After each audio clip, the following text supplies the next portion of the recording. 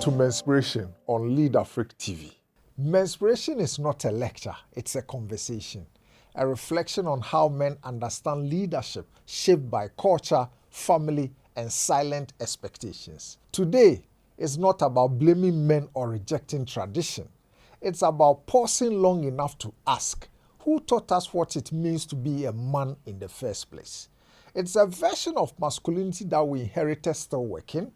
So, wherever you are, lean in and let's talk. Welcome to Menspiration on Lead Africa TV. Hello, welcome to another episode of Menspiration, the show for men by men discussing men's issues. Today we are going to look at where leadership really comes from. Most of us grew up with a distorted picture of leadership. Most of us grew up with a very misunderstood rendition of what it is to lead at home, at work, and in society. And we continue to perpetuate that in our adult life. So we are going to discuss where leadership really comes from. Now, leadership didn't start with your current title. That is, if you are working. It didn't start with your current title. It started long before anyone even noticed. And that is where your leadership came from. Now, to help me to discuss this as usual, I have my brothers here in the studio. Patrick Otiekubwedu, President of Spearhead Consult, Richard Akita, President of Launchpad, and the Chief Learning Strategist at Tempo Advisory, Robert Benning. Gentlemen, you are welcome. Thank you, Mike. Thank you. Now, before you ever called yourself a leader, something or someone was already leading you. Think about it. At home, sometimes your mom will give you a certain task or a certain activity. And sometimes at 7 years, 10 years, 11, 13, you were entrusted with something, even if it was just the dirty dishes that you needed to wash. All right. Now, this thing shaped us in cultivating a certain understanding, a certain image or picture of leadership. All right. So, Patrick, how did your leadership start and how have you honed it? Or let's start with your notion of leadership. Okay. What does leadership mean to you? Well, leadership means being able to influence people to get to a predetermined destination. So, whatever you want to do, every human being, you have a present state and a desired state. Your present state is where you currently are, and a desired state is what you dream, what you aspire, where you aspire to be. That's right. Now, the moment you define a desired state, there's a gap between the present state and the desired state. What will help you achieve the desired state is leadership, is influence, is that leadership journey that helps you to be able to get to that particular destination.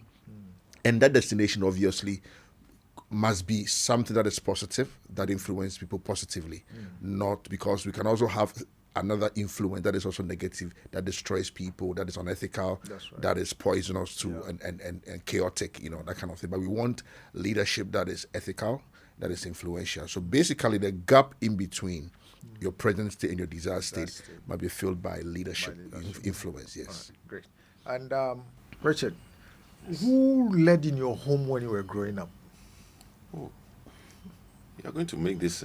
Well, fortunately, both of them are not here, so they can't fight over this. You never know. The leadership that I saw growing up came from both my parents. Okay. They had what I've now come to understand, they call it the equitarian leadership style. Wow. Equitarian. Yes. Maybe I'm not pronouncing it right, but something to do with equal. Okay. My dad played the typical father, did everything, whatever you needed, he will usually be the one who supplied. My mom he was a signpost. You want something, go and see your dad. But my mom was the softer side of leadership, where she would give me things to do. From about age of 5, 6, I could cook. And it's only because my mom would say, okay, fine. India, go and butter the cake tins. She'd give me the butter and I'll go. And I just do it. But whilst I'm doing that, I'm seeing that she is mixing stuff.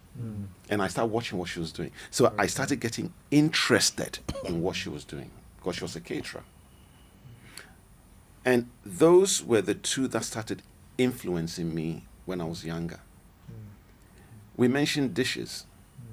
My parents would normally give me a task, even though I have an elder brother, they would normally give me a task. And at the time, I was eager.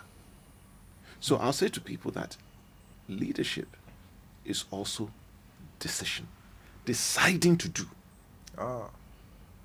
Because you see, we all, study says that in our lifetime, we will influence about 10,000 people. But if I don't decide to take the mantle, nothing happens.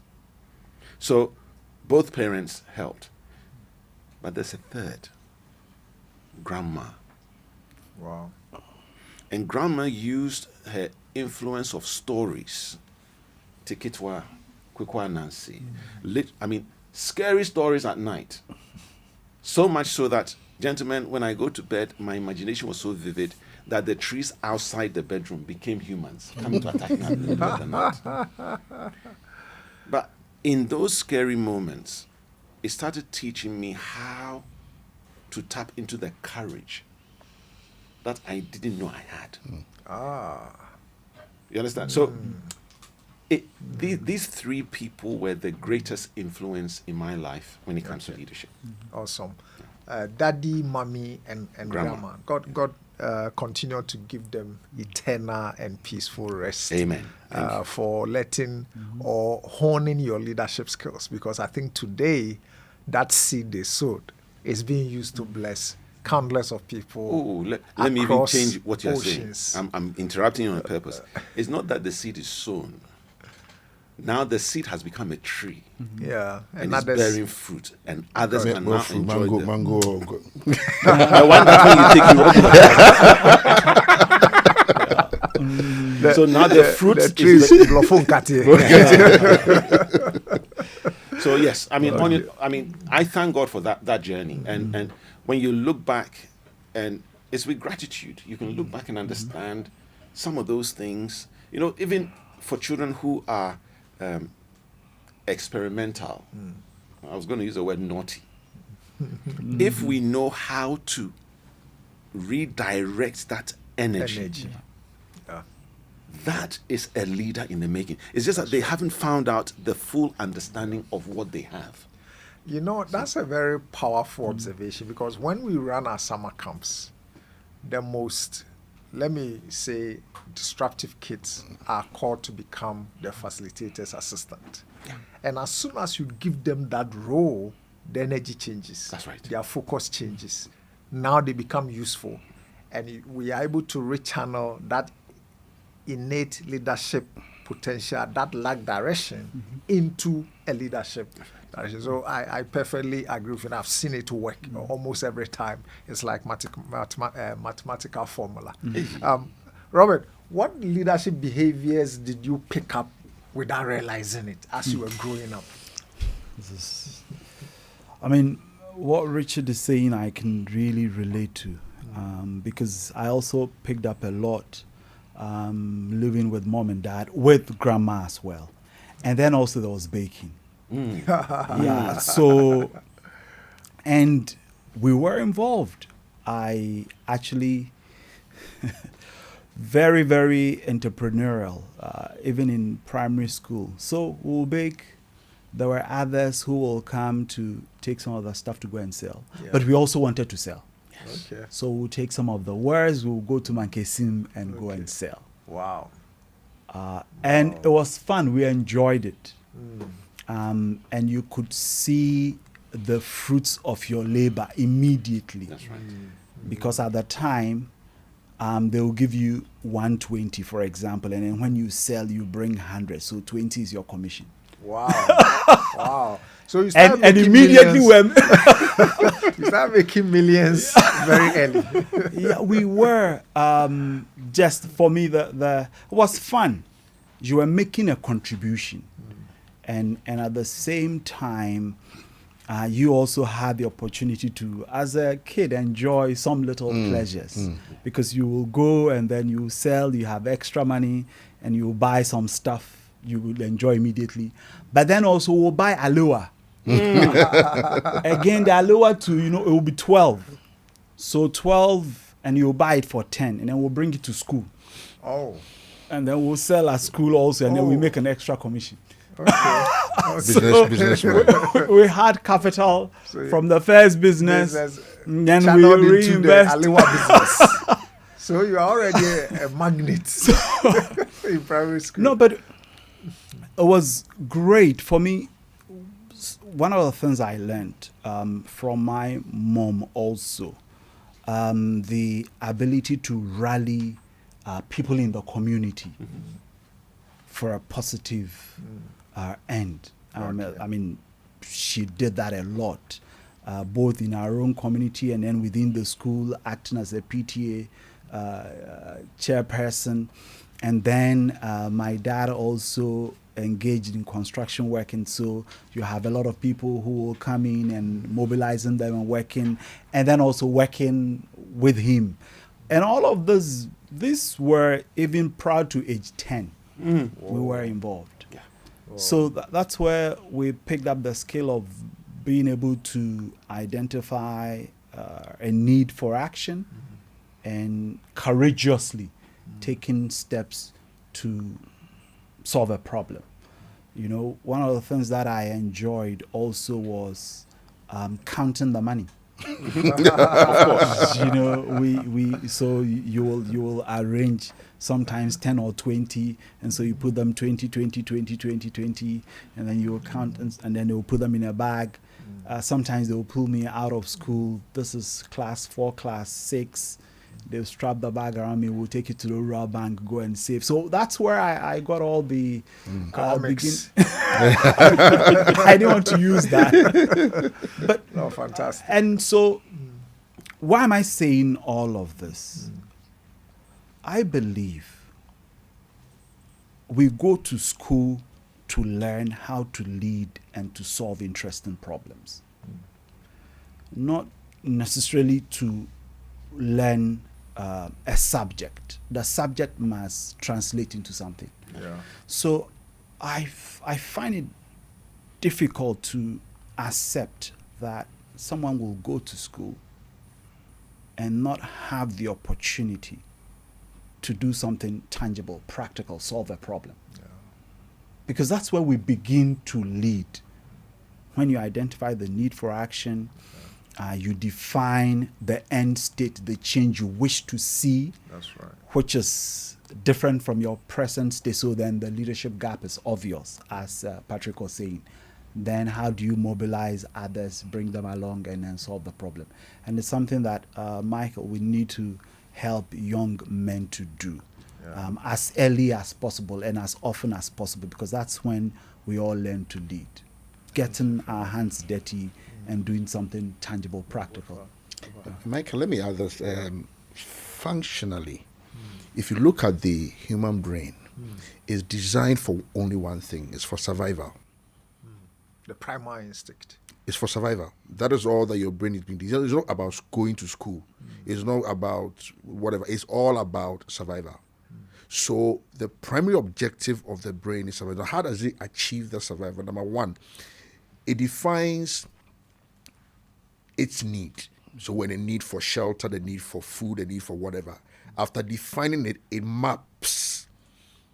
It creates a map of how to get those things. Wow.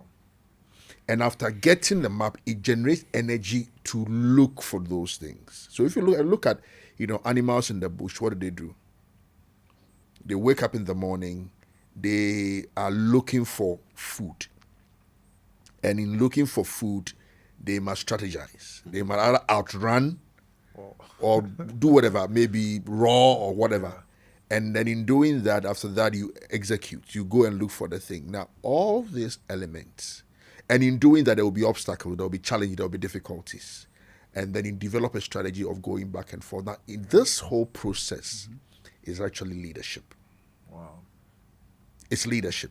But we have made it in such a way that you need to go to school to go and learn leadership. You need to go to business school to go and learn leadership. But leadership is innate.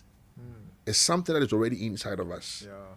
So once you put these systems in place and the brain is looking for these things, you are leading. But then, of course, we want to try and formalize things, and therefore we have somebody who is in charge of somebody. Positionally, we put people in positions for order. Even in the family setting, there's, the father, the mother, so that there will be order. But intrinsically, all of us, there is leadership in us. Yeah. So let me take you on that. Whilst we're growing up, what were some of the values, the practices and stuff that you picked up that is helping you today as both a father, a husband, and a business executive? Fantastic. I think one of the things that I saw, I saw my mom and my dad as a very stable home.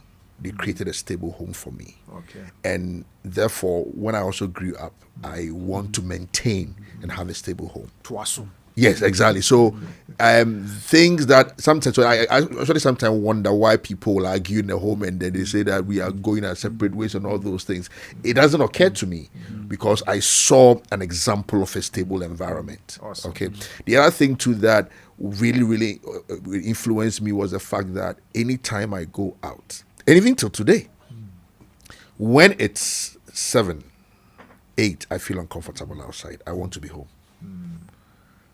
I want to be home. Even when I'm in church, there's a church program and it's 9 o'clock. Something within me tells me that, no, you have to be home.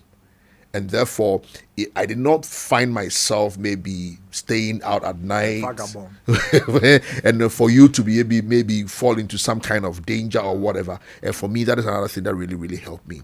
But one of the key things that really, really inspired me along the line was when I was introduced to reading. Okay. And this was when, just before I went to the university, a friend of my brother came and gave me a book. Wow. And at that time, I didn't love to read, but he gave me a book and said, read it. At that time, I didn't even have money. He said, read it. When I come back in 3 days, I'm coming to collect the book. I said, okay. And guess the book, Think and Grow Rich. That was what changed me. When the moment I read it, I saw myself in there. I saw myself.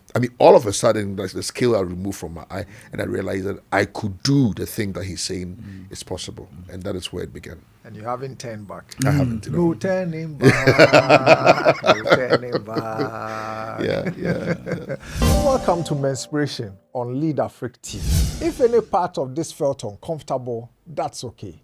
Growth usually is. This conversation is not about getting it right. It's about getting it honest. Because when men start asking better questions, they start leading better lives. If this spoke to you, like, subscribe to the channel, comment below, and share it with another man. Let's keep the conversation going. This is Menspiration. This is Leader Freak TV. And this is how we begin to lead differently.